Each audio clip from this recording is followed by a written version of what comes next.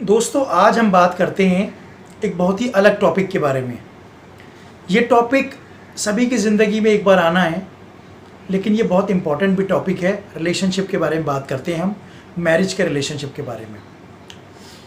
ये किस किताब का नाम है? Principles of making the marriage work. John Gottmann ने और नैन सिल्वर ने ये किताब लिखी है। ये उन 7 प्रिंसिपल्स के ऊपर हैं, 7 principles of making marriage work.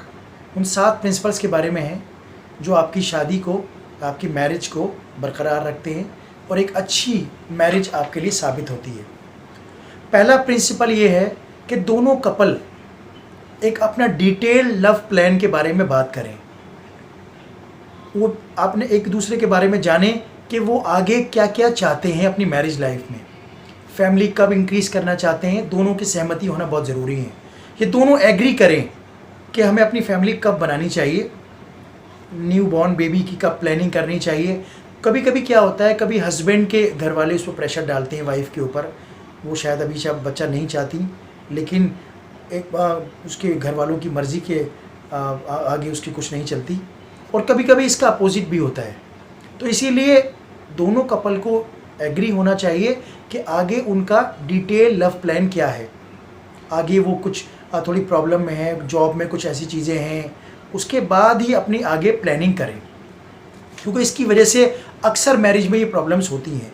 दूसरी चीज़, छोटी छोटी चीज़ों पे हस्बैंड और वाइफ एक दूसरे को एडमायर करें, चाहत दिखाएं, प्यार दिखाएं।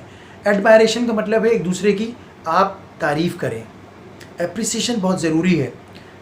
आप बीवी की खाने की तारीफ़ कर सकते हैं। छोटी छोटी चीज़ों में भी आप देखिए, जब तक आप एक्सप्रेस नहीं करेंगे, एक्सप्रेस करने से ही प्यार अब बड़ा होता है। अगर आप चाय पी रहे हैं तो आप उसकी तारीफ़ कर सकते हैं कि भाई आज की चाय बहुत अच्छी है, आपने खाना आज बहुत अच्छा बनाया है, आज घर में बड़ा अच्छा डेकोरेट हुआ है। ये और उधर वाइफ भी हस्बैंड की तारीफ़ कर सकती हैं कि आप जो है वो आज बड़े स्मार्ट लग रहे हैं, आपके ऊपर ये चीज़ बहुत अच्छी सूट करती है।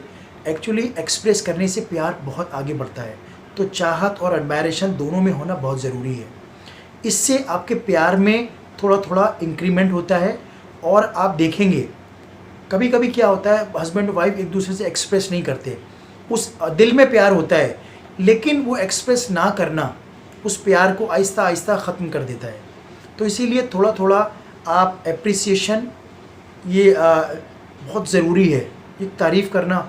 और एक दूसरे से एम्पैथेटिक रहिए, एक दूसरे की तारीफ़ दिल से कीजिए, दिखावा नहीं, दिल से तारीफ़ कीजिए। तीसरा प्रिंसिपल है छोटी छोटी बातचीत से एक दूसरे के करीब आइए। छोटी छोटी बातचीत मतलब आपकी कोई मेमोरीज़ हैं, उसको याद कीजिए। आप पहली बार कैसे मिले थे, वो क्या हुआ था उस टाइम, उन चीज़ों को डिस्कस कीजिए। इससे प्यार अक्सर बढ़ता है, आपकी मैरिज जो है वो लॉन्ग लास्ट बनती है। उन पलों को याद कीजिए जो आपके लिए बहुत अच्छे हैं। उन दिनों को याद कीजिए जब आपकी नई नई शादी हुई थी। उन दिनों को याद करके एक दूसरे से आप जो है शेयर कीजिए कि ऐसा कितना अच्छा था यार, वो टाइम कितना अच्छा था जब हम मिले थे, उस टाइम ऐसा हुआ था, उस टाइम ऐसा हुआ था। ये चीज़ें एक दूसरे के आप एक दूसरे को देखिएगा, एक दूसरे के दिल में और प्यार बढ़ाती हैं। ये मैरिज के वो सीक्रेट्स हैं जो बड़े बड़े लोगों ने वाकई जाना है कि हाँ, कि यही सीक्रेट्स हैं जिसमें लोग एक दूसरे से करीब आते हैं। चौथा आपका प्रिंसिपल है decisions and opinions of each other. एक दूसरे के डिसीजंस का, एक दूसरे के ओपिनियन का रिस्पेक्ट कीजिए। अगर आपकी वाइफ आपको कुछ सजेशन देती है तो उसकी इज्जत कीजिए। कभी भी ऐसा मत कीजिए कि नहीं तुम्हें तो उसके बारे में कुछ पता ही नहीं है, यार रहने दो यार, ये मेरी प्रॉब्लम है, आप चुप हो जाओ। इससे उसकी रिस्पेक्ट कम होती है। हमेशा वाइफ हो या हस्बैंड हो, एक दूसरे के डिसीजंस का, एक दूसरे के ओपिनियन का, एक दूसरे के सजेशन की रिस्पेक्ट कीजिए। ये बहुत ज़रूरी है। आप देखिएगा इससे आपकी मैरिज लाइफ में बहुत अच्छा बूस्ट आएगा। देखो कभी कभी कुछ ऐसे सॉल्यूशंस होते हैं जो आपका पार्टनर आपको देता है और वो वर्क करता है, वो काम करता है, आप देखिएगा। तो इसीलिए एक दूसरे के डिसीजंस का, एक दूसरे के ओपिनियन का रिस्पेक्ट करें। और कोई भी प्रॉब्लम हो डिस्कस करना चाहिए अपनी प्रॉब्लम। ये नहीं कि अगर आपकी प्रॉब्लम है तो आप अपने पार्टनर से डिस्कस नहीं कर रहे हैं। हो सकता है उसके पास सोल्यूशन हो, और होता है सोल्यूशन, ये मैं जानता हूँ अपने एक्सपीरियंस से भी मैं कह रहा हूँ। अपने पार्टनर से अपनी प्रॉब्लम्स को डिस्कस ज़रूर करना चाहिए। 5वां प्रिंसिपल है, शादी में कुछ प्रॉब्लम्स सॉल्वेबल होते हैं और कुछ परपीचुअल होते हैं। एक्चुअली बहुत से आपने देखा होगा, कुछ सोल्यूशन में सबसे कॉमन सॉल्यूशंस होते हैं। एक तो इन लॉज का प्रॉब्लम और दूसरा न्यू बॉर्न बेबीज़ का प्रॉब्लम। इन लॉज का दोनों ही तरफ से प्रॉब्लम होता है। ये शिकायत रहती है कि आप मेरे इन लॉज की रिस्पेक्ट नहीं करते या आपके इन लॉज हमारी पर्सनल लाइफ में इंटरफेरेंस करते हैं। ये सॉल्वेबल प्रॉब्लम है। देखिए, कोई भी चीज़ अगर आप उसको डायलॉग के थ्रू बात करें, या मान लीजिए एक जो हस्बैंड है वो अपने पेरेंट्स से कह सकता है, अगर उनके पेरेंट्स ज़्यादा इंटरफेयर करते हैं कि भाई जो है मम्मी आज मेरी शादी हो गई है, अब मेरी बीवी मेरी रिस्पॉन्सिबिलिटी है, मैं इसको ठीक तरह संभाल पाऊँगा। शायद आपकी मम्मी को शुरू में बुरा लगे, लेकिन उनके सामने ये बात क्लियर हो जाएगी कि अब हम इंटरफेयर ना करें, क्योंकि मैरिज एक दोनों का, हस्बैंड और वाइफ का एक म्यूचुअल एग्रीमेंट है। अगर आप एक दूसरे की इज्जत करेंगे, एक दूसरे से बातचीत करेंगे और एक दूसरे का ख्याल रखेंगे, तो आपकी प्रॉब्लम्स कम से कम होती चली जाएंगी और ये सॉल्व हो जाएंगी। वही चीज़ लड़की के थ्रू है। कभी कभी लड़की के जो पेरेंट्स होते हैं वो ज़्यादा इंटरफेयर करते हैं, लड़की को बताते हैं आप ऐसा करो, आप ऐसा मत करो, आप ये कर लो, हस्बैंड को ये बोलो। तो कभी कभी हस्बैंड भी इरिटेट हो जाता है इन चीज़ों से, तो उनको भी नहीं करना चाहिए। तो इन लॉज की प्रॉब्लम जो है वो बातचीत करके आपके सॉल्व हो सकती है। इसी तरह न्यू बॉर्न बेबीज़ की, जब बेबी आता है तो कभी कभी वाइफ के और हस्बैंड के ऑब्वियसली दोनों की लाइफ में बहुत बड़ा चेंज आता है। हस्बैंड को ये लगता है कि यार बेबी थोड़ा मेरे पास टाइम पूरा नहीं दे रही, या बेबीज़ जो है वो उस तरह हर वक्त थोड़ा सा प्रॉब्लम रहती हैं घरों में जो है। लेकिन उसको आपको मालूम है कि वो बेबी दोनों का है, दोनों मिलकर उसकी केयर करें। सिर्फ वाइफ की रिस्पॉन्सिबिलिटी नहीं है, वो हस्बैंड की भी रिस्पॉन्सिबिलिटी है। दोनों को मिलके हाथ बटाना चाहिए। ऑब्वियसली जब एक तीसरा मेहमान आपके घर में आता है तो दोनों के जो है वो टाइम को फ़र्क पड़ता है। तो इस चीज़ को, हर प्रॉब्लम को सॉल्वेबल बनाएं और बातचीत करके डायलॉग से प्यार से उसको सॉल्व करने की कोशिश करें। छठी प्रॉब्लम यह है कि कभी कभी कुछ ऐसी प्रॉब्लम्स होती हैं जिनका सलूशन नहीं होता। उन प्रॉब्लम को आपको फेस करना ही होता है, वरना फिर आप ग्रिड लॉक में फंसे रह जाते हैं, जिसकी वजह से वो प्रॉब्लम कभी सॉल्व नहीं होती। कभी कभी आपने कुछ चिल्लाना भी होता है, छोटी छोटी लड़ाइयाँ भी होती हैं, झगड़े भी होते हैं, लेकिन कभी कभी बीवी जब आपको रोने लगती है तो हस्बैंड उस पर और चिल्लाते हैं।